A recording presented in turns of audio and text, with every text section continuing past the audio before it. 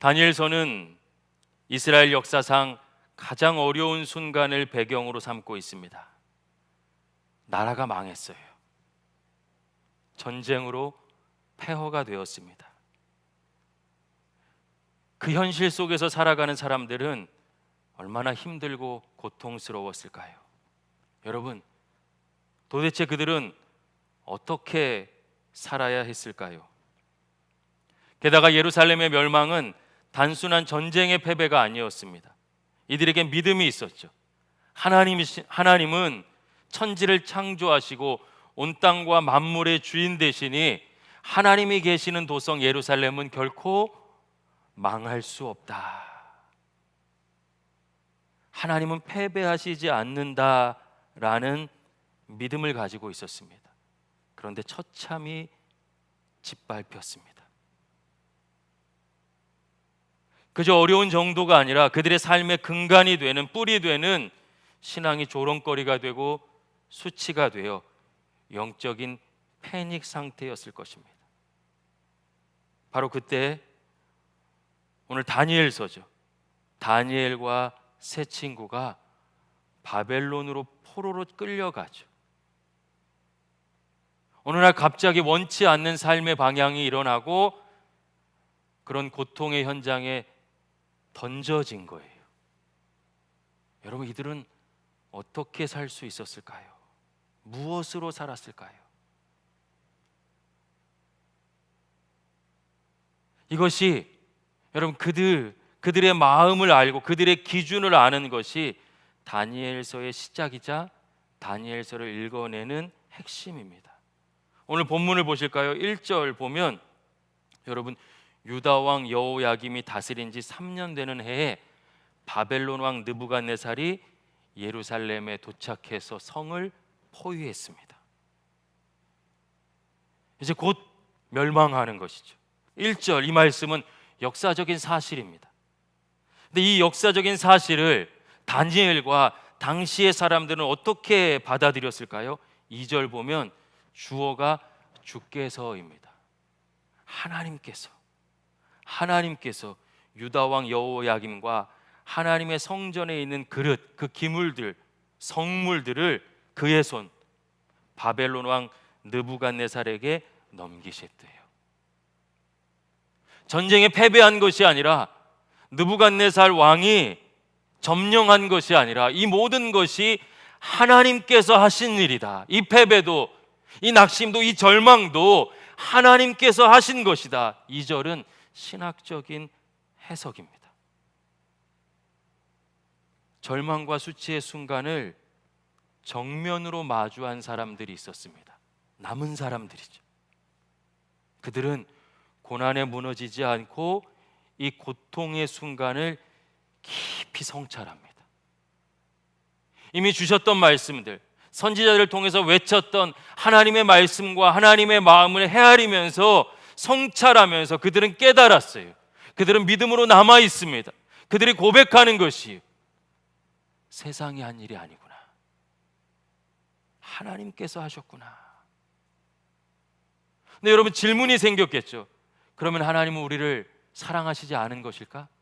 버리신 것일까? 하나님 바벨론보다 약하신 분이실까? 이런 질문들 가운데 이들은 믿음을 가지고서 씨름한 것이, 그러면서 깨닫게 되죠. 하나님은 유다 예루살렘 성전에만 계신 분이 아니었는데 내가 그렇게 하나님을 작게 생각했구나. 유다 백성이라 선택받은 하나님의 민족이라 잘난 척하면서 나는 하나님을 이용하기만 했구나. 하나님의 말씀엔 귀 기울이지 않고 하나님께서 주시는 복에만, 내가 누릴 내 기쁨, 내 성공, 내 행복에만 사로잡혀 있었구나. 하나님은 모든 곳에 계신 분이신데 내가 하나님을 오해했구나. 여러분, 이런 신학적인 성찰을 통해서 그들은 하나님을 조금씩 더 깊이 알아가기 시작합니다. 하나님은 우리 이스라엘의 하나님이 아니라 온 땅과 만물, 온 우주의 하나님이셨구나. 이 바벨론과 바벨론 백성 느부갓네살을 포함해서 모든 사람들을 사랑하시고 다스리시는 분이 하나님이신데 왜 그때 몰랐을까? 선지자들을 통해서 눈물 흘리시며 아파하시면서 그렇게 말씀하셨는데 난 왜 듣지 않았을까? 사랑하는 여러분, 어려움에 던져졌는데 그 어려움에 묶이지 않고 하나님의 말씀으로 이들은 성찰하면서 깊은 신앙의 고백으로 들어가게 됩니다. 남은 사람들이죠. 기독교 신앙의 핵심 중의 핵심은 하나님을 바르게 아는 것입니다. 여러분 잘 아시는 예레미야 선지자는 이런 고백을 했습니다. 하나님의 백성의 참된 자랑은 하나님을 아는 것이다. 호세아 선지자는 하나님은 다른 무엇보다 하나님을 아는 것을 원하신다라고 선포했죠. 하나님을 아는 것을 원하노라. 원하노라라는 동사는 여러분 기뻐하신다는 의미로도 해석할 수 있습니다. 하나님을 아는 것을 기뻐하신다. 여러분 요한복음 17장 3절 말씀 한번 찾아보실까요?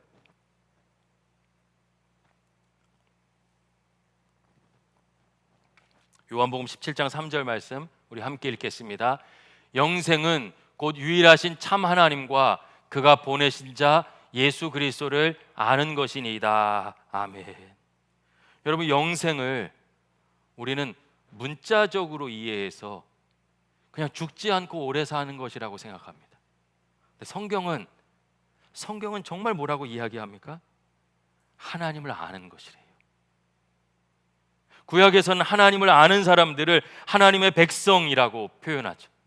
하나님의 선택된 백성, 그들의 정체성은 하나님을 바르게 아는 사람들이죠. 하나님을 바르게 알고 그분과 함께 그분을 따라 그분과 동행하며 그분 안에서 살아가는 사람들이 하나님의 백성, 즉 영생을 누리는 사람들입니다.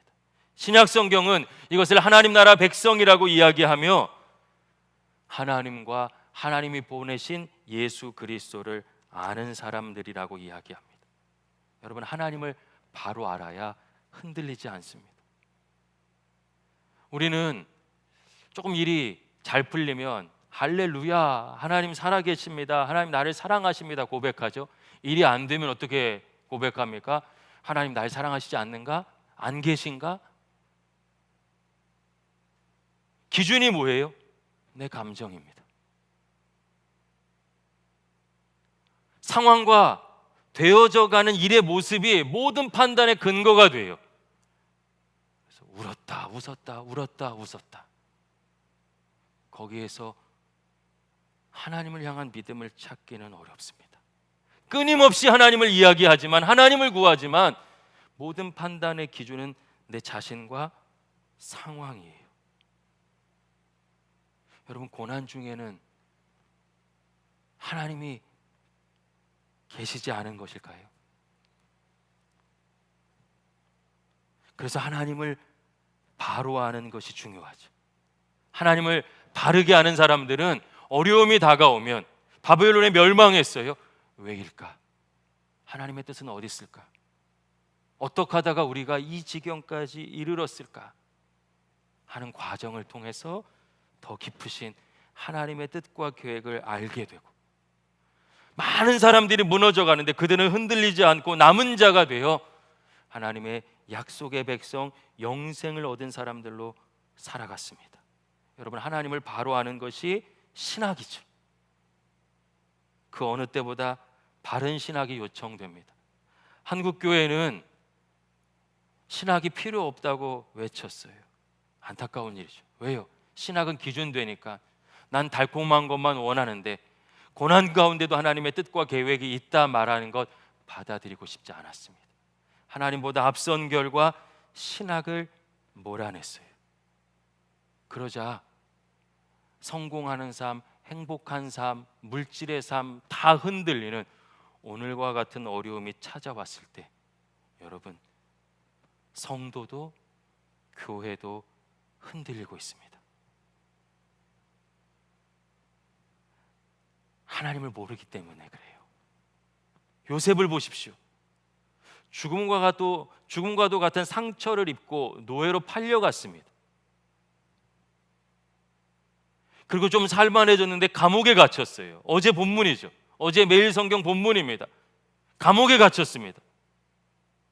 그런데 여러분, 요셉을 보세요. 감옥에서 죄수로 살지 않습니다. 마치 총리 대신처럼 형통한 사람으로 살아가죠. 노예로 팔려갔는데 노예 때문에 주인이 복을 받고, 감옥에 갇혔는데 죄수로 인해서 간수장이 복을 받는 삶, 즉 환경과 상황에 묶이지 않는 하나님의 은혜와 능력을 깨닫고 말씀을 붙잡고 있으니까 휘둘리지 않는 거예요. 흔들리지 않는 것이에요. 그 상황을 넘어서죠. 뚫어내죠. 돌파하죠. 지금 일어난 일만으로 판단하지 않고 하나님을 신뢰합니다. 신학이 있으니까, 하나님을 바로 아니까 사람과 상황 되어져가는 일이 요셉을 흔들지 못했어요. 다른 예도 있습니다. 하나님께서 이스라엘 백성을 출애굽시키셨습니다. 이집트에서 건져내 주셨어요. 세계 최강의 제국인 이집트를 무너뜨리시고 홍해가 갈라지는 기적도 보여주시면서 하나님의 하나님 되심을 보여주셨습니다. 구원자 되시는 하나님, 이들을 건져내 주시는 하나님을 가르쳐 주셨어요. 피부로 여러분 느낄 수 있도록, 손으로 만질 수 있도록 일일이 간섭해 주시고 가르쳐 주셨어요. 보여주셨어요. 맛보게 해주셨습니다. 그 은혜 때문에 출애굽기 15장을 보면 춤추며 기뻐하죠. 그런데 그 기쁨이 여러분 사흘이 이어지질 않습니다. 왜요? 물이 떨어지는 상황이 온 거예요. 목말라요. 물을 찾지 못했어요. 그 순간 상황을 바라보고 상황을 의지하고 되어져 가는 것으로 모든 것을 판단하는 사람들은 우리를 왜 이렇게 고생시키냐며, 왜 이집트에서 우리를 건져냈냐고 난리법석을 떨어내고 하나님을 원망합니다. 하나님을 바르게 알지 못하기 때문이에요. 그저 내가 겪는 좋은 일과 나쁜 일, 내 감정이 전부인 1차원적 신앙의 전형입니다. 그 결과 여러분, 어제까지 인도해 주신 하나님을 기억하지 못해요. 하나님이 예비하신 엘림의 축복, 놀라운 오아시스의 은혜를 보지도 못하고 경험하지도 못하고, 여러분 그때부터 이들은 지옥과도 같은 삶을 향해 스스로 걸어가 버립니다. 하나님을 모르기 때문에. 여러분 이사야서 38장 16절에서 17절 말씀 우리 함께 한번 찾아보실까요?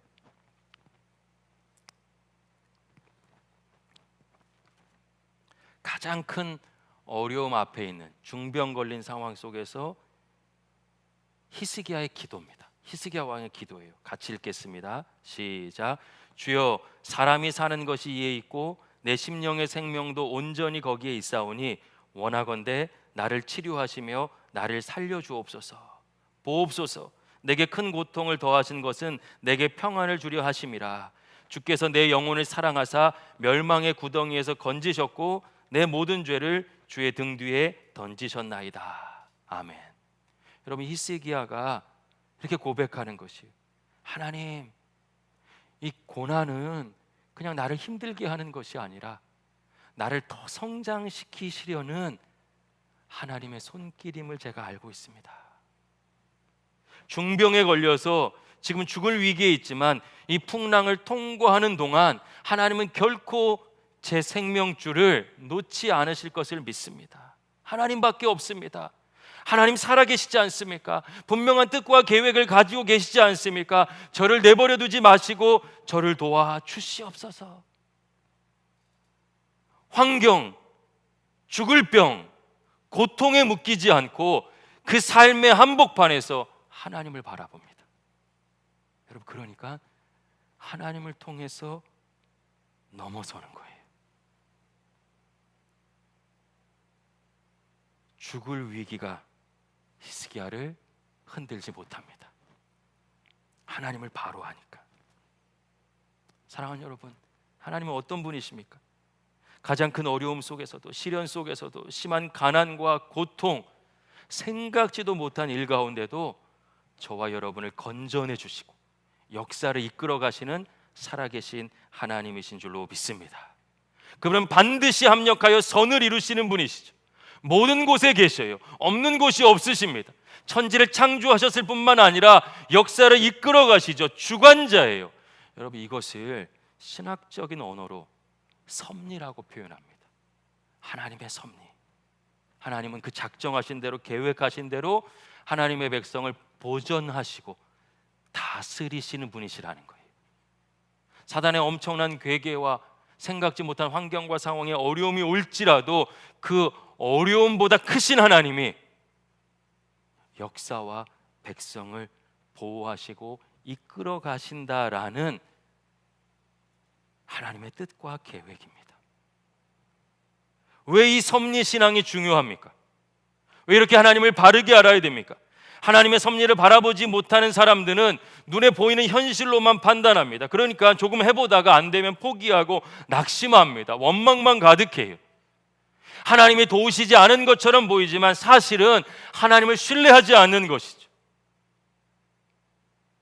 환경을 하나님보다 크게 보는 거예요. 하지만 하나님의 섭리를 믿는 사람들은 절대로 오늘 이 현실을, 현재 상황을 절대화하지 않습니다. 그러니 현실에 무너지거나 함몰되지 않습니다. 하나님을 믿기 때문이죠. 하나님의 섭리를 아는 백성들은 광야의 척박한 땅에서 젖과 꿀이 흐르는 가나안 땅을 봅니다. 보이지 않는데 보는 거예요. 아직 오지 않는데 누립니다. 죽음 앞에서도 부활의 소망을 가지고 살아가죠. 그래서 여러분, 그래서 고통의 현실 가운데도 인내할 수 있는 거예요. 수동적으로 억지로 참는 것이 아니라 적극적으로 기대하며 기다리는 것이죠. 하나님을 신뢰하기 때문에. 하나님은 역사의 주관자시고 모든 뜻과 계획을 가지고 반드시 우리를 이끄시는 분이시라는 것을 믿기 때문에. 사랑하는 여러분, 이 믿음을 가지고 있었던 그리스도인들은 모든 일이 다 끝났다고 생각했을 때 그들은 새로운 시작이라고 믿고 부활신앙으로 역사를 이끌어갑니다. 여러분, 그게 초대교회죠. 하나님을 바르게 알았기 때문입니다. 사랑하는 여러분, 그 어느 시대보다 하나님을 바르게 아는 것이 중요합니다. 세상은 오늘도 세상을 살아가는 지혜가 있다고 말해요.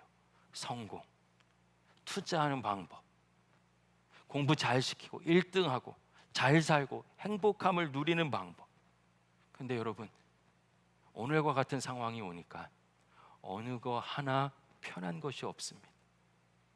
다 멈춰버렸어요. 무너져 내립니다. 그렇게 한계가 있는 것을 지혜라고 말할 수는 없겠죠. 정말 우리에게 필요하고 또 우리에게 능력되는 지혜는 하나님을 바르게 아는 지혜인 줄로 믿습니다. 할렐루야. 우리는 한 번도 생각하지 않았던 어려운 세상 속에 있습니다. 경제만 어려워져도 문제인데 경제와 건강, 만남, 영적인 면까지 어렵지 않은 것이 없습니다. 여러분, 요즘 나 예수 믿는 사람입니다, 교회 다닙니다 말하는 것이 쉽습니까? 예수 그리스도가 자랑스럽습니까? 교회를 드러내놓고 자랑하실 수 있습니까? 두렵고 떨리고 위축됐죠. 현실과 영적인 문제까지 함께 온 이 시대, 다니엘의 시대와 크게 다르지 않은 것 같아요. 그래서 하나님께서 오늘 우리에게 지혜를 주시는 것입니다.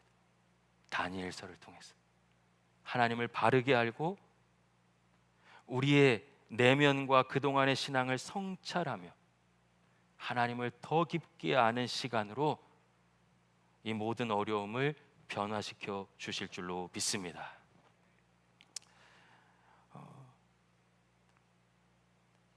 우리 교회는 이 어려움에 멈춰 있지 않고 함께 여러 시도를 합니다. 오늘 말씀처럼 그 어느 때보다도 지혜가 필요해요. 세상을 사는 지혜.